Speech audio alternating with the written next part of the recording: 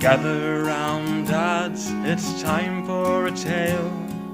Hand me a book and a warm pint of ale. Let's discuss writing and the literary gods with Dan Roberts on the Dad Lit Pod.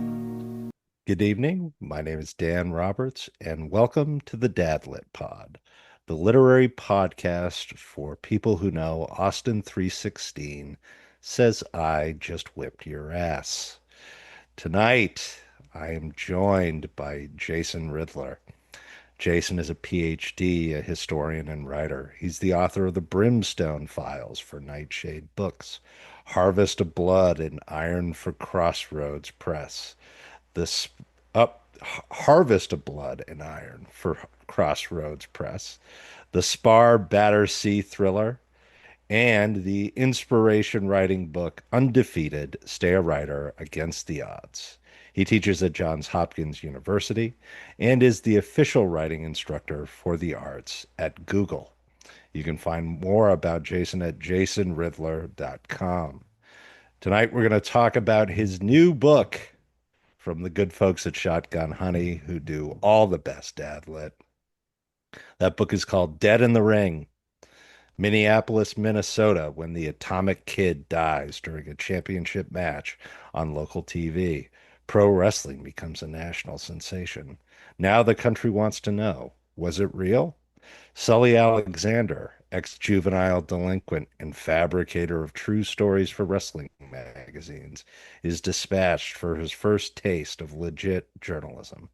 Investigate the death of the Atomic Kid. His unique qualifications: he survived Red Wing Juvenile Detention Facility with the Atomic Kid back in the day, and his estranged mother is Black Widow Moscow, the once famous female wrestling champion turned graveyard shift mall detective. They are reunited in the Twin Cities, where Sully's grit and the Black Widow's contacts open the vault to the secret domain of wrestlers. Amid a world of lies, fantasies, and illusions, Sully discovers that in the fake world of wrestling, he may end up dead for real. Dead in the Ring. So tell me about it. What inspired you to sit down and write a literary endeavor of professional wrestling, which doesn't get a lot of literary exploration, as best I can tell. I think the closest would be Darren Aronofsky's The Wrestler movie. Others are usually biopics. Often, it's a very select, rarefied world of professional wrestling novels that are worth anything. And mass media consumes it voraciously. But Night in the City, which is set in the British world of professional wrestling, Gerald Kirsch's great novel, is perhaps the best of the bunch. But I'm going to say that Dead in the Ring is a real close second. There you go. It's hard to compete with that one because it was also turned into an absolutely fantastic movie with Richard Widmark as the absolutely diehard, won't die, miserable little man in a big man's world. Yes. But when it comes to Dead in the Ring, I was at a stage in my career where the Brimstone Files were kind of wrapping up. And I decided I wanted to move from the world of sort of horror and fantasy and do a crime novel. I felt myself just feeling that world a bit more, which in its own sort of operatic way can be as sort of grotesque and melodramatic and larger than life. Mm-hmm. But if I was going to do that and I was going to do it my way, as I teach students to do, write the story only you could write. And I found that I wanted to do something that was kind of daring, and that my agent said was box office poison, which was writing a crime novel set in the world of pro wrestling that was interspersed with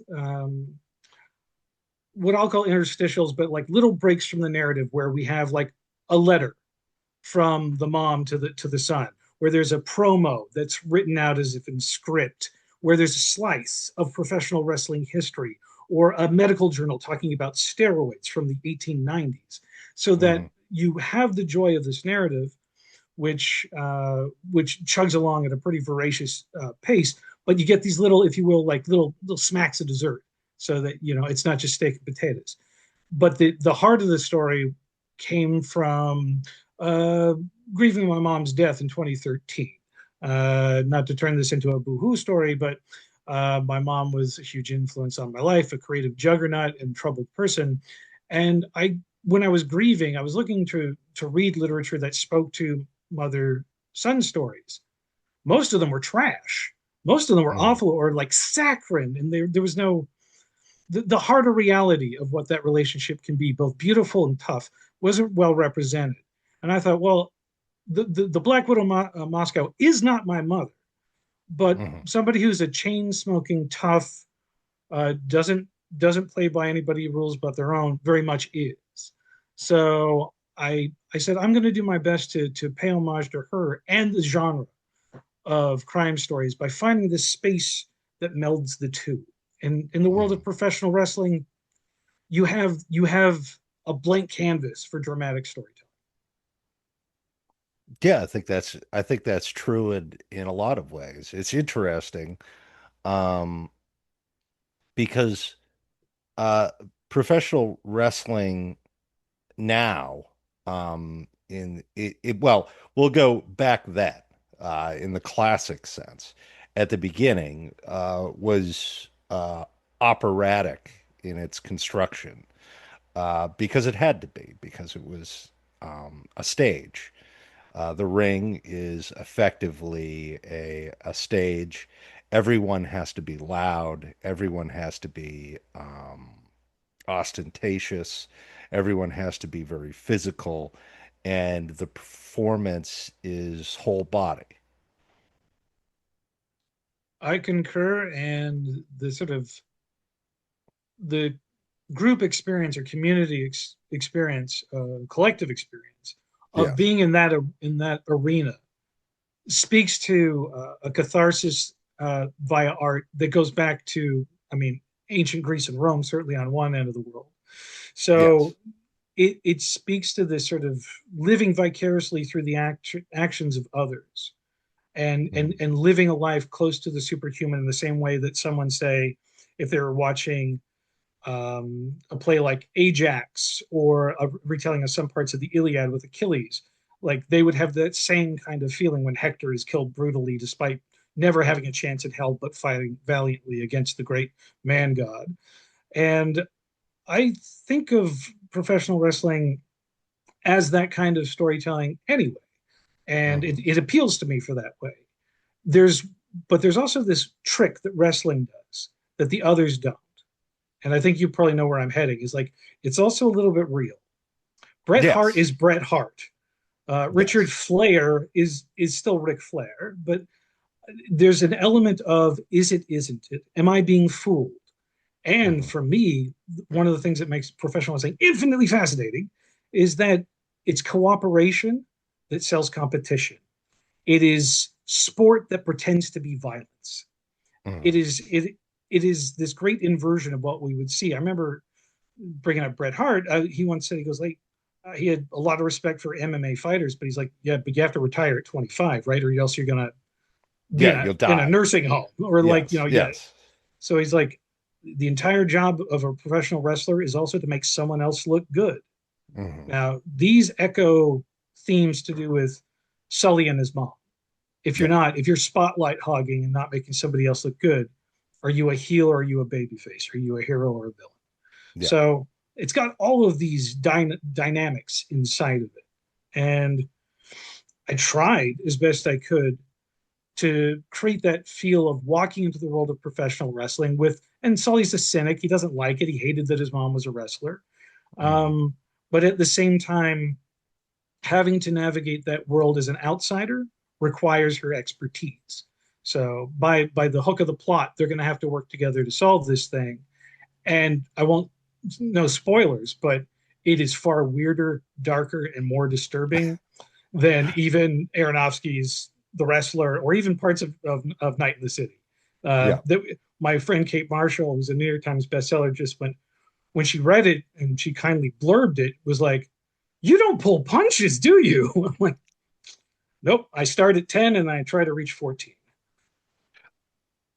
Yeah, I mean, well, so two things come to mind. I want to make sure that we talk about both of them. The first is, um, what you're effectively uh, uh, presenting is a mother-son wrestling team, which Yep. has not existed, I think, in the history of professional wrestling that I can recall. There are, of course, father-daughter teams and father-son teams, and wrestling in and of itself tends to be a generational or a family business, as has been demonstrated by the most prominent wrestlers of the past 30 years, the bloodline, who all come from the Maivia family tree. Yep. There's near as I can tell, I think you're right. That I Hmm. don't remember a lady wrestler, whether it was an angel or a heel, who had a son who became a prominent wrestler and were known for working together. That is, I suspect, because of the inherent sexist nature of professional wrestling, especially for women, and Yes. especially in the past, that Yes. wanting to go back and bring your kid into that world was perhaps not what you ever wanted. Yeah. And actually, the novel details that too. But to be a tag team, if you will, Yes. an odd couple that have to work together despite their grudges. That is also hyper realism in wrestling too. A grudge match Hmm. is eternal within that realm. Hmm. Yeah. The other thing that strikes me about the dynamic of what you refer to, which is that the wrestlers themselves, the characters they play, are often representative of the people they are behind, particularly in the case of some of the most successful wrestlers. I mean, I think obviously it would be hard to argue that Undertaker is in fact an undead person, or that or that Kane is his brother and is a demon from hell who can shoot fire from the ring. But as you sort of watch, you use Ric Flair, Bret the Hitman Hart. Um, the more recently featured documentary, which was really terrific, about Terry Bollea, who played Hulk Hogan, and found himself becoming Hulk Hogan and being unable to separate the two in his life and work. Or Austin, who originally was a heel and was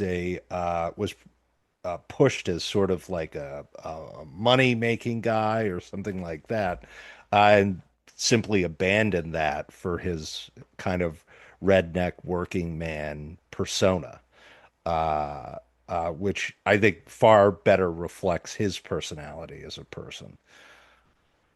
Yeah, I think Austin said that the key to a good wrestling character is take an aspect of your real personality Yeah, and then crank it up to 11 and then go a little further. Because as you know, Roddy Piper said, it's like, I've got to reach the people in the cheap seats. So when yeah. I throw out my arms and I'm screaming and shaking my head like I'm having a conniption fit, it's not just because he's a crazy person. It's like I owe it to them to see for you to see a mythic character in the ring, and to Hmm. do that you cannot be subtle, quiet. Uh, you can, and Austin did that with Stone Cold Steve Austin. It was much better than stunning Steve Austin. Uh, Stunning the Steve Hollywood Austin's Blondes. he sucked. Oh, that was, and you could just tell he was a great wrestler, and he's like, I'm doing the best with what I got right now. Yeah, Oh my yeah, God. that character sucked. It was it was epic in infamy.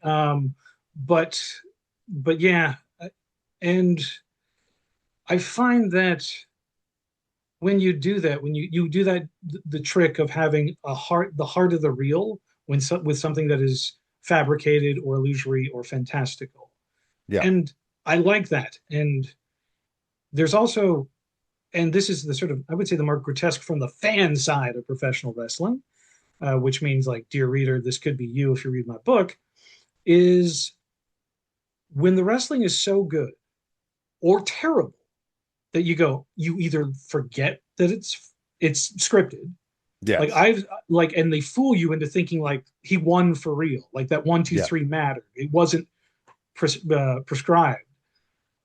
Or on the other side, did they really get hurt? Yeah. Did they throw? Is his knee really broken? And the Attitude Era of the 1990s was actually despicably good at making you wonder whether it Oh was yeah. Mankind Yeah. falling from the steel cage, or some of the the bumps that people took in the ring that looked in chair shots to the head. Well, of And course, Owen Owen Hart, Hart uh, who um, who died, and the crowd was sort of mystified and did not know whether it was a gag or whether he had actually died, which he tragically did. falling from the rafters because of a repelling issue to do with the equipment that he was using. Yes. And from what I know of those, I think I took a one person who was there. They said it was bone chilling because, Yeah. yeah, as you said, there was no, the audience was not trained to deal with this, nor was the Yes. company. So it was like Yes. going to the circus, and then the clowns all have no makeup on, and the tigers are walking wildly back to the backstage, and no one is saying anything. Yeah. So, and how do you handle that until Jim Ross infamously said something I never hear, which was, Owen Hart has died. It couldn't get more realer than this. And they just cut away. But Yeah. even then, I was still like, but is he? Yeah. I mean, yeah, we had, I think, previously that year watched the boss man steal the Big Show's dad's coffin with Oh the my Big God. Show on top of it, which was a great thing that fell apart for some reason. That was a great storyline, Great and angle. Yeah. yeah, and you sort of compare that, but the other side of course is the things that we've now learned that behind the scenes, there was contention. There was the Montreal screw job, which is the very famous Vince McMahon uh, Double cross. double cross, which happened in real time. We now know that Vince himself, the character of Vince, and sort of his dastardly and sort of twisted persona had a very real life side to it that was quite tragic and very now has had I think an astonishing effect on the legacy of professional wrestling, particularly during the Attitude Era, where you wonder, about his behavior, and you wonder because I love the Attitude Era. I think it was the Mm-hmm. best. I watch it now, and obviously I have fun. I have a 5-year-old daughter. My neighbors have a 7-year-old son. We get together for the big matches. We make hot dogs and popcorn, and me and my friend treat the slings and arrows as if they are authentic for the kids to give the kids the sort of illusion of the fun of it. And yet then you reflect on this other side of it that and you're like, oh, um, yeah, we're just not going to talk about that. Yep. You A real know, a real dark heart. And the real dark heart. Yes. yeah, and the more you find out about his private life, the more real it seems, and the worse it sometimes it's worse than you can imagine. Yes. Whatever the final, whatever the courts decide, as they say. Yes. But yeah, that ability, how to put this, Owen, I should say that Owen Hart's death was actually another reason why I wrote Dead in the Ring, Yeah. because there is there are few things more tragic than somebody dying for no apparent reason or young or Yeah. and but it was that shattering moment, like, I don't know if this is true or fake, that kind of gave me a plot hook for a story where this, by any and all purposes, this guy died in the ring. But as Yes. Sully and his mom keep digging up stuff, the story about who that guy was and what he was doing becomes even more bizarre, sad, and then terrifying. Yeah. So you're not sure if you're upset that he died or not. Hmm. So the that playing with illusions and the only thing that you can't fake is death is is a pretty powerful theme in some of my work. And this is, I think, one of my better attempts at doing it long form. Certainly Hmm. done short stories about that kind of stuff, but to do a decent job dealing with what does it mean to die, and what does it mean to grieve, and what does it mean to feel something so powerfully that you want something to be true when it can never be true again. Yeah. These are themes in literature I gravitate towards, in part because it humanizes very terrible experiences that can create empathy for those that aren't you, that are going through hard times. Yeah. What era did you choose to do it in? Because one of the and I only ask because eh, what has evolved in contemporary wrestling today is an almost ubiquitous amount of awareness. Like we have what the wrestling press that existed during the 80s and 90s was nothing compared to the sort of bloodhound like wrestling press that exists today.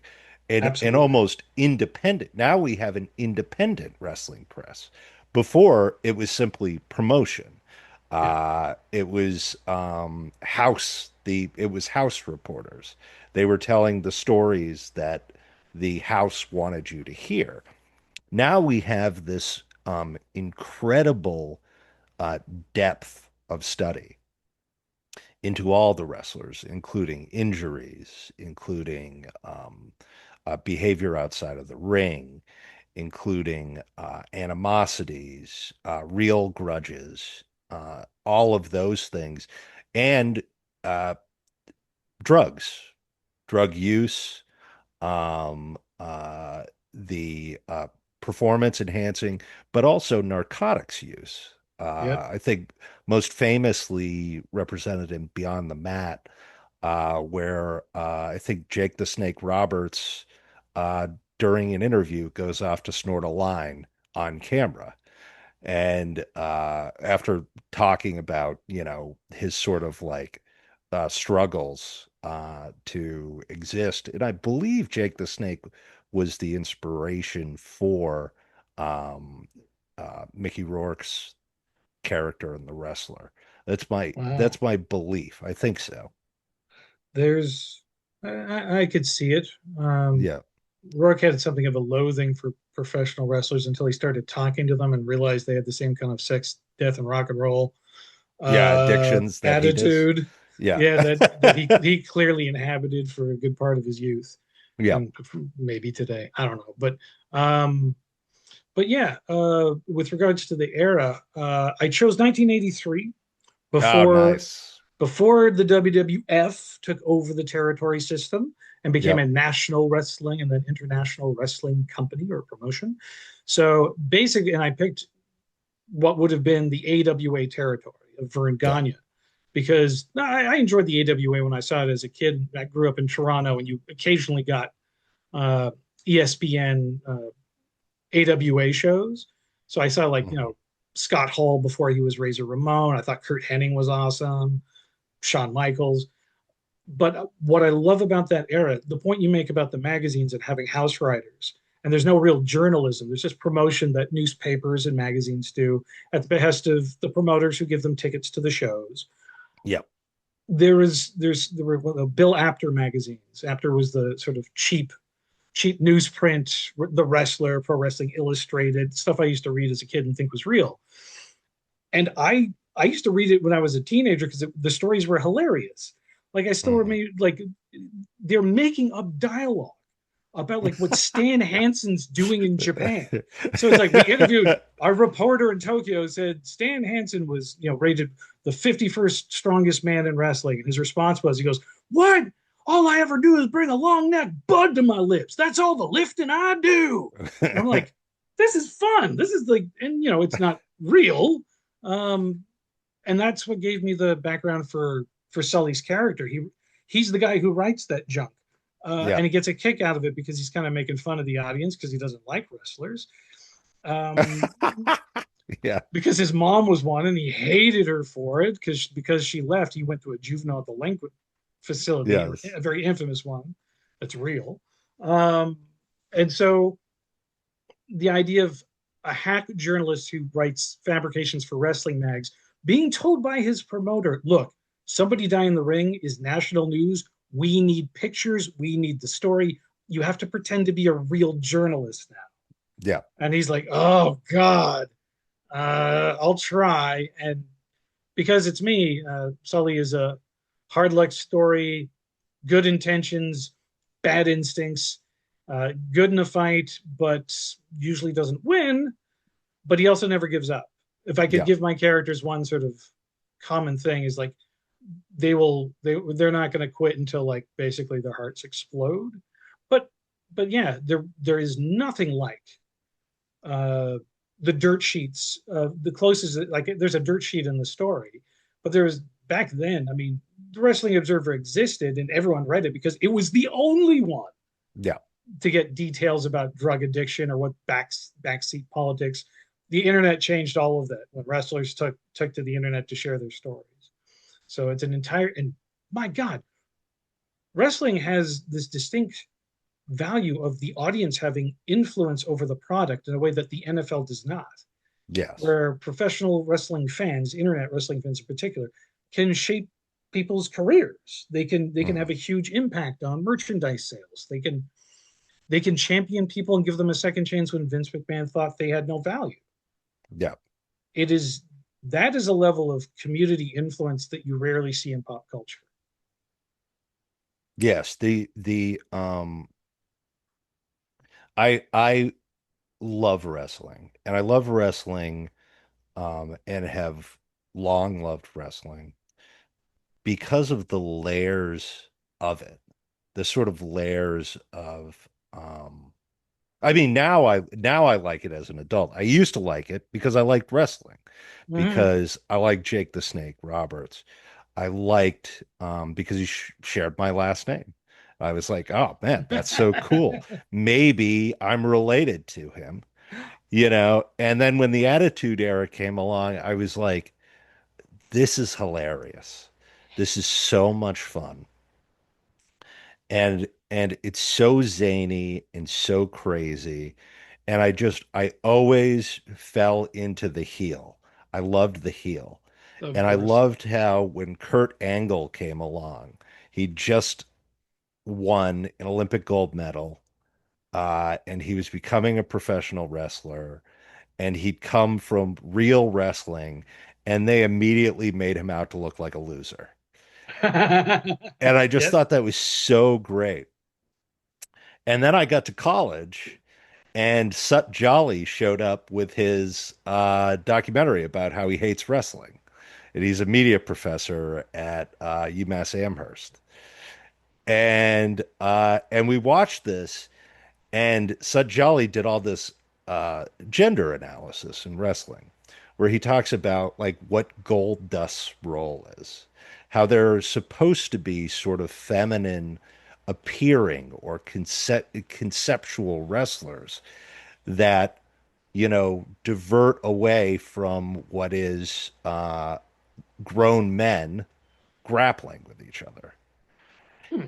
And Jolly had this whole theory and about how that plays off of the that there's this fool or this jester that has to divert from this. And I just thought that was fascinating. I thought that was such an interesting idea about the sort of gender politics and the way gender appears, particularly as Vince McMahon was pushing, sexy girls and big, huge buff guys. But you never see the sexy girls with the big buff guy. And so that got me really interested. And then of course we entered this new era where the layers came out, where these independent online, internet sleuths on wrestling forums could tell you everything about a wrestler. They could tell you his whole career. They could tell you where he's from. They could tell you his moves. And not surprisingly, because these wrestlers would go out and party afterwards, their behavior out on the town. You know what I mean? Hmm. Where they were going, what they were doing, who they were with. And so that underlying layer of sort of humanity that comes with having this jobbing performance position. And I love the term jobber Yep. or jabroni, which just refers to a guy who's just there to lose against the face or against the heel as like a secondary guy for house shows. House shows, for those who are unfamiliar, are the ones that don't end up on TV that you go to in the small markets. And I just loved the idea of a jobber. And I thought that was Yeah. so spectacular and such a neat concept that and that depth of field and that depth of vision, it made the drama have all the dimensions. It had all the dimensions and the individuals themselves, the wrestlers themselves became like part of the ring and then part of our world, which just There's, it makes it so interesting to me. It's still super interesting. yeah, that the layers and depths that you're talking about are almost like hiding in plain sight. For a casual observer, there's no way you could decode that. You just see the Yeah. pyrotechnics and the spectacle, but they're there. And I remember me and a very good writer and friend of mine, Nick Mamathas, who's also a professional wrestling fiend. We went to see a play called The Immaculate Entrance of Chad Deity, which Hmm. was a professional wrestling play where the playwright got local wrestlers to train the actors and they were secondary characters. And they actually came out first. He's like, hey, you're theater people. You probably don't know wrestling. This is a heel. That's a baby face. This is when you clap. This is when you boo. Throw stuff Yeah. if you want. And when the play, which got everyone geared up, and then the play started with the main protagonist, who's not the champ. He's a worker. He's a jobber. He's the guy that makes the, as you said, Yeah. the stars look great. And all of a sudden, slowly, you realize this is about race. This is about class. This is about somebody doing 99% of the work to make Musclehead look great. And I get Yeah. none of his glory and I get none of his paycheck. My return is maybe, just maybe, I'll get t shirt sales. And if I do it well enough, I'll also be forgotten. Yeah. So the those dimensions were really well uh, dramatized in this play, and I absolutely adored it. And I remember I went hunting for the origins of when professional wrestling went fake. I'm a historian by training, right? I still Yeah. I still practice, I still teach, but I do a bunch of other stuff for most of my day jobs. But I said, I want to dig this up, and so I learned about when wrestling was real, when it was like what post Civil War or even before then people did as recreational sports or to settle local disputes. Hmm. Infamously, there's a famous story of Abe Lincoln being the best wrestler in his county being sort of challenged by some what they call regulators, tough new people who were starting to sort of throw their weight around. There is a picture in Esquire magazine from like 1960 something of somebody drawing what that fight looked like, and it's literally Abe Lincoln choke slamming this guy Mhm. from the sky to the ground, based on a legend that came out of the two eyewitnesses and one primary source that came out of that event. And so it became mythologized and part of Lincoln's legacy. So I was like, okay, so even then it's going to get fabricated. And then you learn about like the Goldust Trio and the fact that wrestling matches, when they were real back in the, say, late 19th century, early 20th, were bloody boring. It was like two guys in a Mhm. headlock maneuvering against each other. A.G. Fielding was a famous sports reporter the other day. He said it looks like two pachyderms sleeping against each other. Um, and and so they said, well, what if we make time limits and do it in rounds and create what of Toots Mondt called slam bang wrestling. Dramatic moves, body slams are invented.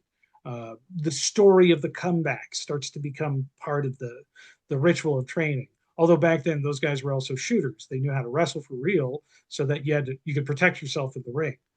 When you entered the world of wrestling and you didn't know how to shoot, which was real submission wrestling, you could get played and you could get hurt, you could get gored, and there were Mhm. people that were sent to smarten people up who thought just because they were a football player they could walk in this world and become a champ. So, of course, the world of professional wrestling history is also full of lies, conjecture, fabrications. Even the famous book, "The Barnums of Fall Guys," "The Barnums of Bounce," was written, which was an expose because there were exposés of wrestling in the 30s. Even that guy was essentially a paid hand by one of the promoters to make other people look bad. So the real history of professional wrestling, which is something I adore, cannot really be told outside of its fabrications, which Yes. is fascinating. Yeah, undoubtedly. I was it's so funny, particularly when you look back at 19th century sporting culture. Um we the boxing that we have now um emerged from dudes that would have a real fight. Yeah. and and they would come from different bars and they'd go up into the Elysian fields outside of New York, and there were rules, and some of those rules were you don't stop fighting until you're done. Or 99 rounds. If you challenged a guy to 99 rounds, you either wanted to knock him out or you wanted to kill him. And then, of course, these surged in popularity because dudes would show up and bet on them. Gambling was so essential to the emergence of modern sports in the Oh United God, yes. States that we understand, including baseball, by the way. Baseball is another one of these fascinating stories. The reason why the baseball uniform looks the way it does is because, of course, the original baseball teams that played on the Elysian fields that would subsequently become the professional teams or would subsequently emerge to become the original organized teams were fire departments, volunteer fire departments. And Huh. they would challenge each other. It was a form of exercise and getting together. And then, of course, as soon as the game got more popular and everyone wanted to go watch it and gamble on it, you started having people rope in guys from other fire departments to play on their team. And from that, you have this emergence of organized baseball, which is crazy interesting. It's interesting. I'd love if someone went back and sort of did an evolutionary study of the baseball uniform of today and went back to the earliest uniforms and showed that sort of transition over time to what we have. That would tell a tale of evolution that, like we were saying before, might be hiding in plain sight for only the most expert of eyes, Yes. right? Yeah. But once somebody does the sort of sewing together of all the pieces, it's the hindsight effect. You look, and you're like, oh, but of course it would have had to have been this way. Yes. Yeah. But right now it's just an awesome mystery. That's fascinating. There was I did a little bit of digging on professional wrestling journalism in the turn of the 20th century, and some good historians who are writing about like women's wrestling, who are also mostly sports reporters. Jeff Lean was a really good one. He did the Mildred Burke by Queen of the Ring or Queen of Diamonds. Yeah. Very good writer. Um, he had a lot of snippets from journalists talking about how, like, for a very brief period of time at the early part of the 20th century, those journalists were like, boxing is way more rigged than wrestling. So we're going to go to the wrestling match and have a fair gambling hand. Okay. But yeah, there's that alongside popularity comes money, comes the risk and joy of not just the match, but what you lose out of it if you're gambling. Yeah. Yeah, that's an interesting, if not trinity, braiding of influences that Yes. yet you can't take away from the foundations of the sports. Fascinating. Yeah. I mean, at that point, the technology and the money to sort of stage the kind of mass movement of players and the formation of what we now understand as professional baseball just didn't exist. It's a product of late industrialization, and what I think you and I know refer to as the revolution of spare time that Americans have from diversified labor, modern capitalism, that just explodes after World War One, particularly in the East Coast and major cities. Yep. And with that came those who sought to separate those from that with consumer goods and entertainments and a series of revolutionary inventions, innovations come from this Mhm. era. Mass market media in particular, radio, Yeah. mass market magazines, and still, when I think about like the level of vice that's involved in this, somebody once made this claim, and I cannot verify it to be true, but the modern distribution system for books and magazines was apparently largely built on the back of the prohibition era mob rule of the entertainment industry, that bootlegging and having the best trucks that can go from here to there, that infrastructure was created by organized crime. And when prohibition vanishes and people can go to whatever bar they want, that infrastructure doesn't go away.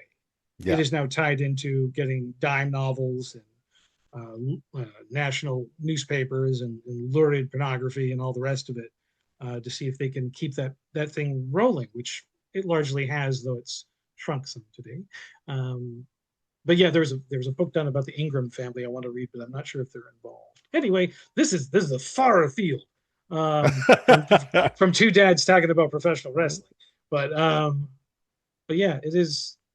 If you don't realize there's a history to some things, you might think history's boring, and I have to fight that as a history teacher all the Oh time. yeah. Yeah, no. The my wife also loves wrestling. She didn't realize she loved wrestling until the Gorgeous Ladies of Wrestling TV show came out. Ah, And then she fell in love. She decided she was watching the Gorgeous Ladies of Wrestling and she's like, "Oh, there's there's like a whole weird uh race and gender thing going on here. This is really interesting." Also, it looks really hard. all of those, your wife said nothing And but true statements, nothing but yes, true and statements. after that, she had a real renewed respect for the sport. And so, of course, the other thing is that every wrestling documentary that's come out in the past decade is basically a true crime documentary. Oh God, thank you, dark side of the ring. Yeah, and that's the other side of it, which of course promoters have forever tried to hide, Oh which yeah. is the all the crazy violence and bad, crazy stuff that can happen when you give people that have no money, fame, glory, lots of money and attention, and a schedule that says you will never not work 340 days a year if you want this dream to continue. Yes. Scott Hall once said, of all the addictions he had, the one that was hardest to kick was to going back in the ring. He's like, I remember a year we just played domes filled with people that were screaming my name. Give me 10 refills of that, please. Yes. And it leads you to do crazy stuff. And everyone knows this.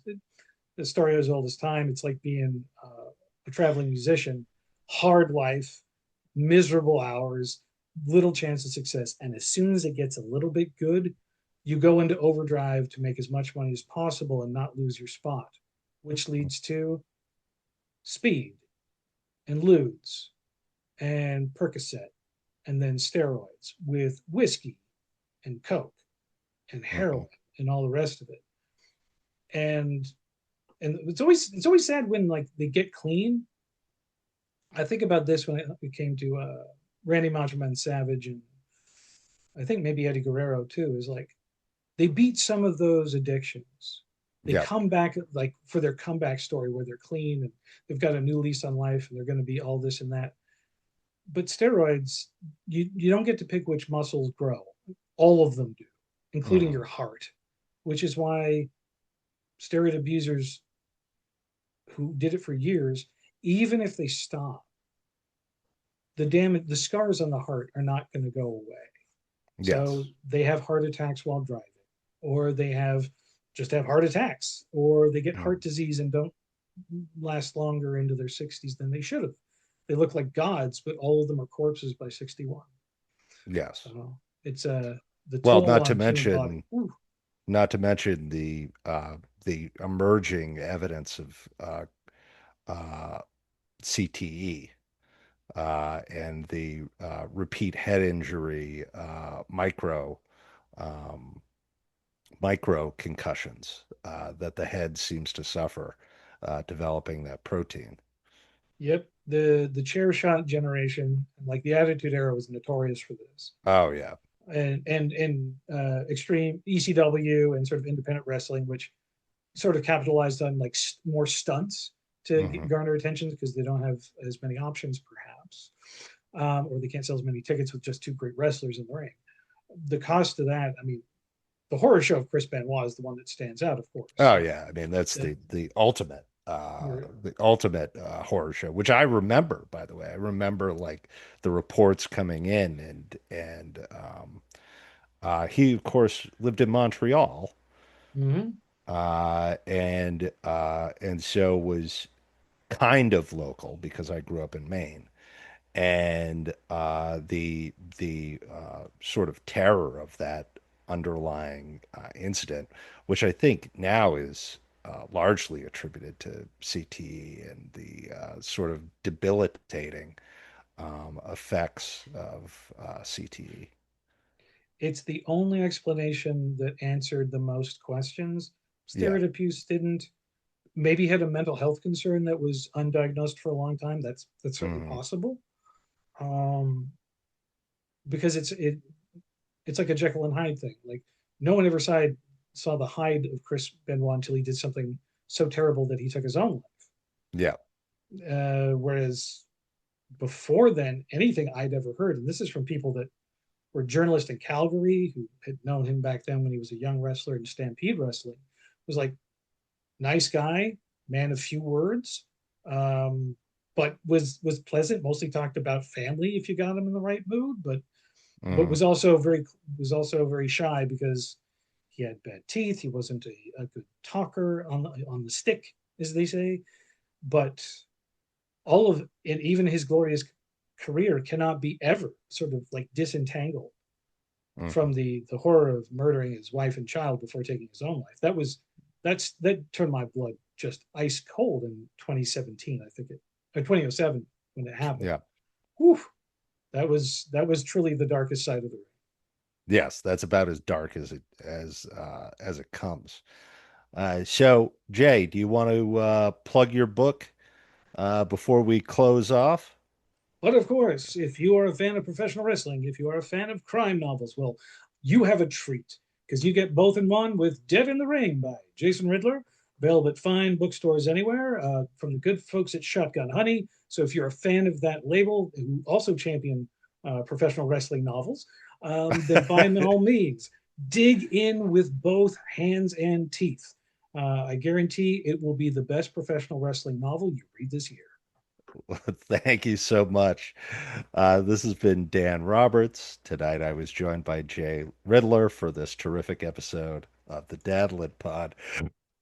Go out, get Dead in the Ring by Shotgun Honey Press, and read the best wrestling book you'll read this year. Amen. Our time together has come to an end. It's time to return to your wife, kids, and friends. It's time to pick up those books you forgot while you wait for the next Dadlit